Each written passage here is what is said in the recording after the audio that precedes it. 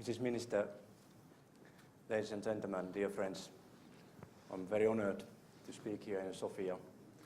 Actually, this is the third time this spring I've been visiting here, and I may come even the fourth time here.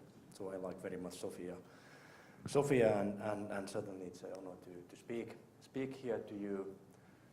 But just after this tremendously fascinating and interesting speech provided by Mrs. Minister, it's very difficult to add too much things for that. But I try to respond looking from the EU institutional side, the issues that were taken in such a sophisticated way up by you, Mrs. Minister, and also tackle a little bit deeper on certain military issues we today discuss. I started my career in EU in the year 2000, when the Dr. Javier Solana was the High Representative, and he gave us a tasking.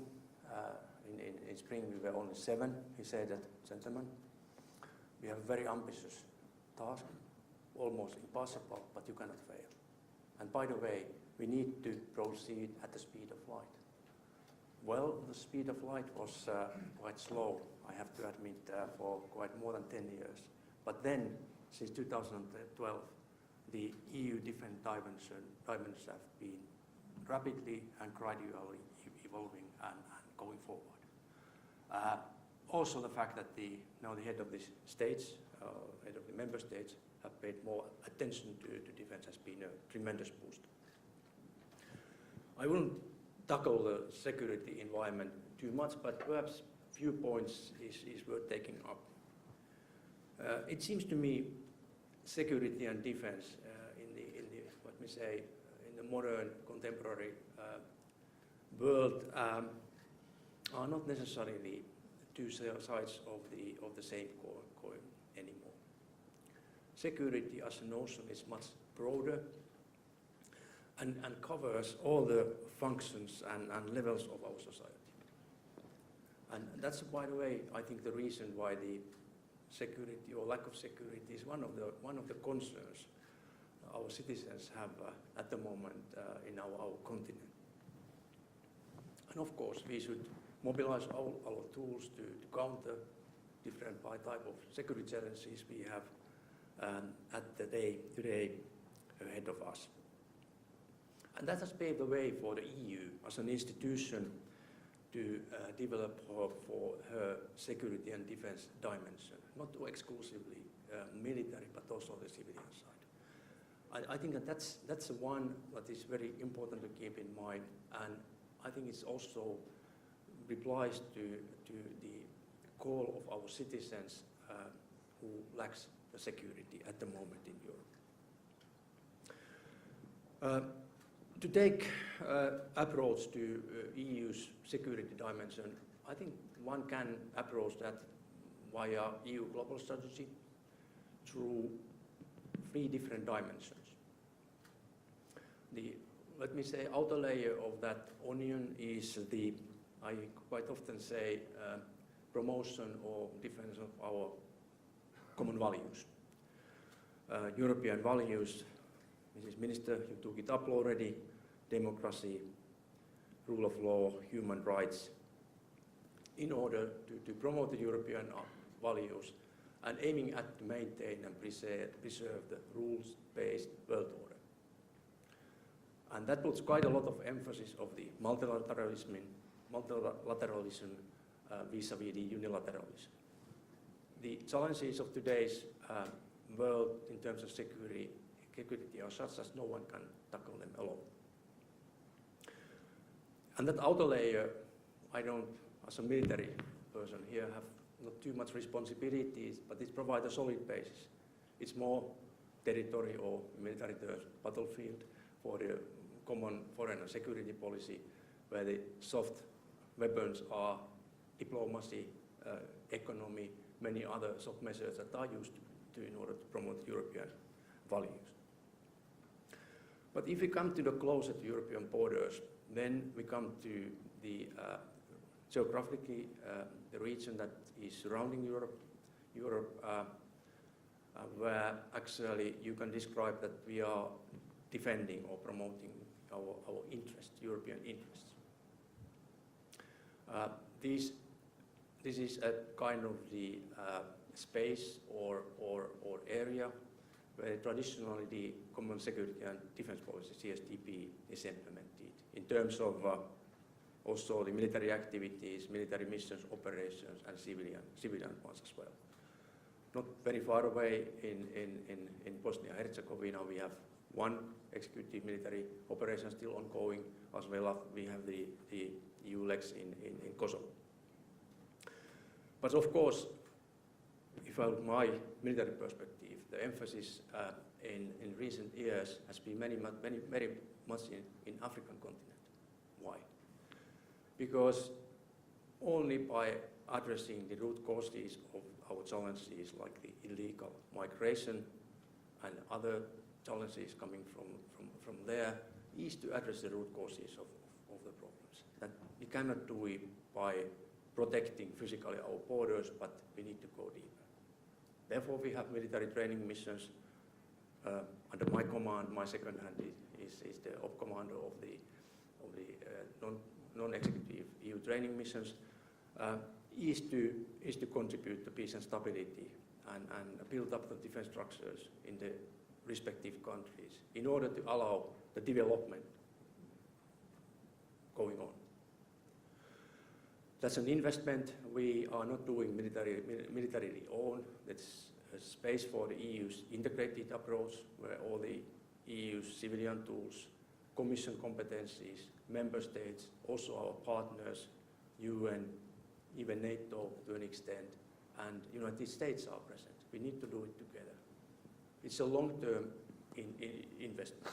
It's a long-term investment for our children and grandchildren. So we need to be engaged there for years, for decades. If we then turn to the inner circle, that is the protection of Europe, Europe's continent, one may argue that militarily EU has not too much to do there. And that is partially right, partially wrong. Of course, the defense of the European territory, defense of the European Union member states is the sole responsibility of the sovereign member states, supported by NATO in the case of those member states that are members of the alliance. There's nothing to do with the EU's defense planning or EU defense operations. However, having said that, there's a lot of space for the EU to act on the softer side. Issues related to hybrid, issues related to cyber, terrorism, crisis tolerance, in other words, the resilience of our societies. EU has at her disposal a lot of tools to support also the deterrence measures by NATO in the Eastern Europe. But there is also a placeholder for the EU militaries. I can take one example. It's a famous military mobility. I think from my standpoint of view, we cannot look at the military mobility exclusively from EU outbound to somewhere outside of Europe, but we need to take also into consideration the needs to move the troops, the units inside the European territory. I feel that's genuinely also part of my responsibilities. Second issue, even more important, is the work we do for in promote the European capabilities. We are not anymore talking about the exclusively of the military capabilities to be deployed outside of Europe, but all the process Mrs. Minister described are for the broader military landscape, capability landscape, and that brings also the need for the military expertise on that field, which my staff represent inside the European Union. If we then turn to the issue that what EU should have at her disposal. We talk about the strategic autonomy, but I rather would like to take up the responsibility. Responsibility is something it's more positive. And responsibility entails not only the kinetic capabilities, but also the will, political will, which is very important to do anything to promote our security and defense. Not least to the fact that all the military capabilities are owned by the member states. One very good example of the political will is the establishment of the PESCO. 25 member states, like was mentioned, out of 28, decided to join permanent structured cooperation to work more closely together to make voluntary defense cooperation to more binding. It's not only that to work voluntarily together, but also it's a binding commitment to use the capabilities for the European needs. And also the fact that now we have a commission to stepping in. The commission with a lot of financial instruments, legal instruments to promote our exercise on the capability landscape. I think that is perhaps the biggest game changer we have had during last year. And I've seen even some enthusiasm, like I mentioned, on the Commission side to be engaged more. And that's in a way introduces an incentive for the member state to work together. And hopefully the result will be that we will have less main battle tanks somewhere in the future, with a bit longer run, and we invest our money better, but also that we have the capabilities that are deployable to our operations outside of the European territory, being them closer or more far away in Africa, doesn't matter, but that is something we need.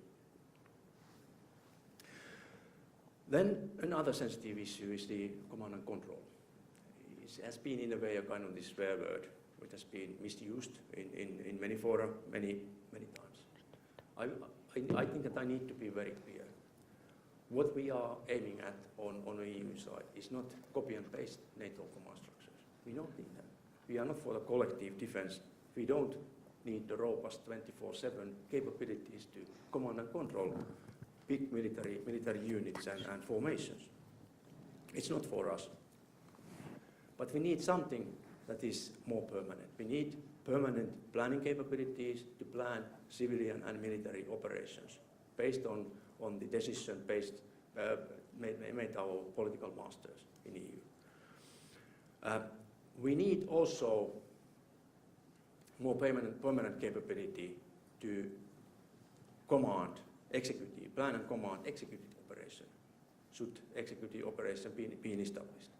The current EU command and control structure is very fragile. It's composed of the few operational headquarters that are member states' own parent headquarters that could be activated, but we need something more prudent, something more robust, perhaps phase-by-phase development through. Establishment of military planning and conduct capability was a very good step, and it has already proved its value. I can guarantee I've had the pleasure to command that structure for almost 1 year, and I think it's absolutely very well working and functional. But we need to take some further steps in near future. A few words on the military capabilities. Once again, I would like to remind that we talk about the member state-owned capabilities, not the EU capabilities or NATO capabilities. Member states have a single set of forces they can allocate for any organization, for any purposes, should they so wish. And therefore, what we do here in order to promote the EU capability development, using our money investment better, having better products and better quality, also it is in favor of NATO. That goes without saying that if the European NATO allies are going to get better output for their investment, that is equally in the hands of the NATO. And by the way, our shortfalls on EU and NATO, they are more the same. But then of course the fundamental question is that whether we will need in Europe any redundancies, certain capabilities that are uniquely in our hands. And of course, that is a question I don't have any clear answer. Perhaps my answer will be that perhaps but not too many. But we need to have our own military level of ambition that is more clearer guidance for our military planning.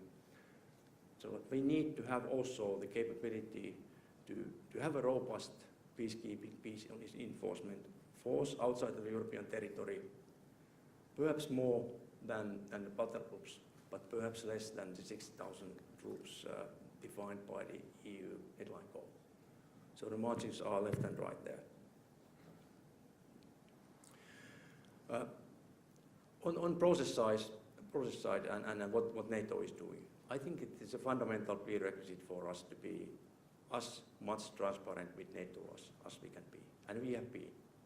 EDA, Defense Agency, my staff, EAS, and NATO are working hand in hand in order to improve our processes in such a way that both of the institutions know what the other is doing.